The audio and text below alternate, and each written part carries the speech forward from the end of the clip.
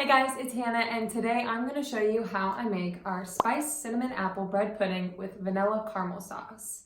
I make this all the time in my bakery for my husband's restaurant here in town, and so I'm going to take you through step by step on how I prep everything, how I cook it, and how I cut it up and serve it. So stay tuned. Alright guys, so to get started you're going to need apples. We're going to use about 5 medium to large apples. I prefer Honeycrisp. I love Honeycrisp apples. I use them in my pies, bread puddings, everything. So you're going to start by peeling off the skins of all of the apples. You could leave it on if you wanted and just call it a rustic bread pudding, but it affects the texture quite a bit. So I would highly recommend peeling off all the skins and starting from there. So now you're going to take the apples, you're going to cut them in half, then you're going to take those halves and cut them in half again. So you're quartering all of the apples. And then after that, we're going to start coring out the centers of them. I do not know why I used this large of a knife. You should probably use a paring knife, but I was too lazy to grab another one. Anyway, so once you're through with that, you're going to start slicing the apples. I prefer to use a mandolin just because I am not very fast at slicing apples, but you can use whichever you prefer. I believe I set this at 1/4 of an inch or 1/8 of an inch thickness. You can see right there about how thick they are. You're gonna go ahead and dice them up some more. It does not have to be perfect. There's no exact science to them. Just kind of dice them up so that they cook semi-evenly. All right, now we're going to take 4 tablespoons of butter and we're gonna dice it up like so and then add it to the apple mixture. Then we're gonna measure out 1/2 cup of sugar and add that, as well as 2 teaspoons of cinnamon and 1/2 teaspoon of nutmeg. And you're gonna either put gloves on or wash your hands real well and toss those around till every apple is fully coated with the cinnamon sugar mixture. Then we're gonna go and put that in a saucepan. This one's a little small, but it worked out perfectly fine. And then you're gonna go throw that on the stove top on medium to low heat. So you're gonna wanna let this simmer until the fruit starts to get soft and make sure that all the butter is fully melted. You want to stir it frequently just to make sure that it doesn't burn on the bottom in case you accidentally have it on too high, and just to make sure that every piece cooks thoroughly and fairly evenly. You can test it with a fork or just the edge of your spoon to check for softness. Then you want to grab your bread. I use white bolillo rolls. I use a total of 7 of them. They are 3.5 ounces each, so that's a total of 24.5 ounces of bread. Then what you're going to do is you're going to dice them into 1-inch size cubes. I cut twice lengthwise and then I just start dicing them up from there. Again, it does not have to be an exact science, just roughly 1-inch size cubes. I get these rolls from our local grocery store. I get them from the bakery section. I've seen a lot of people use French bread or even sliced bread before. You can use whatever works for you. This is just what I have found works the best for this recipe. Rather than wasting another bowl, I just put all the cubed bread back in its bag. Now we're going to take 2 cups of whole milk and 2 cups of heavy whipping cream, add it to a bowl. We're going to add our 1 cup of sugar and a heaping teaspoon of pure vanilla extract. I cannot stress how important that is.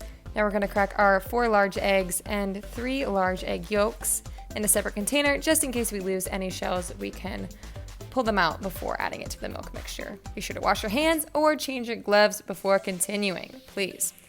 Add the egg yolks to the milk mixture, and as you can see as I'm whisking it here, don't super duper beat it hard, but you do need to make sure that the eggs are fully incorporated with the milk. Here we're adding 1/2 teaspoon of salt. And then we're going to add about 2/3 of our apple mixture to the milk mixture. Then we're going to stir it up and start adding our bread. I usually do this in 3 different steps. I add 1/3 of the amount of bread, and then I start mixing it, and then I add the other part of the bread. Keep on mixing it. You don't want to overmix it, or else it'll all just turn to mush, and you don't want to add it all in at once or else it's super difficult to get it all combined. Again, I would probably have used a bigger bowl, but I always underestimate how much space I need. Now we're going to get our greased glass pan and we're going to add half of the bread pudding mixture to it, spread it around. We're going to take part of the apple mixture and sprinkle it on top just to make sure every single piece has apples in it. Put the remaining mixture on top of that, press it down, and then sprinkle the rest of the apples on top. Then you're going to want to press down on it slightly just to make sure that there aren't any air bubbles, and we are ready to bake it. Here she is all finished. You bake it at 350 degrees for 45 to 60 minutes depending on how your oven works.